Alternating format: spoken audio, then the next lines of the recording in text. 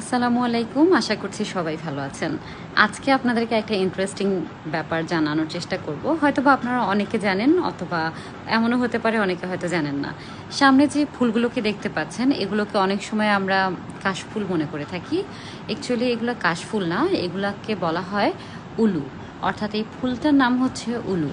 আর এটা সাধারণত নদীর আশেপাশে একদম ঝোপানো একটা ঝাড়ের মতো হয়ে থাকে। তো এই যে উলুবন, এই উলুবনে মুক্ত ছড়ানো এটা কিন্তু বহু শ্রুত একটি প্রবাদ বাক্য। এটা বলা হয় এজন্য যে উলুবনে যদি আপনি মুক্ত ছড়িয়ে দেন বা উলুবনে যদি মুক্ত ছড়ানো হয়, সে মুক্ত তখন কিন্তু তার দ্যুতির প্রকাশ ঘটাতে পারবে না। দ্বিতীয়ত, উলুবন সাধারণত নদীর পাড়ে জলাভূমিতে হয়।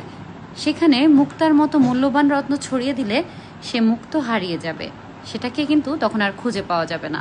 তো উলুবনে মুক্ত ছড়ানোর যে ব্যাপারটা, আশা করছি এই বহুল প্রচলিত প্রবাদ বাক্যটির অর্থ আপনারা যারা এতদিন হয়তো জানতেন না তারা জানতে পারবেন।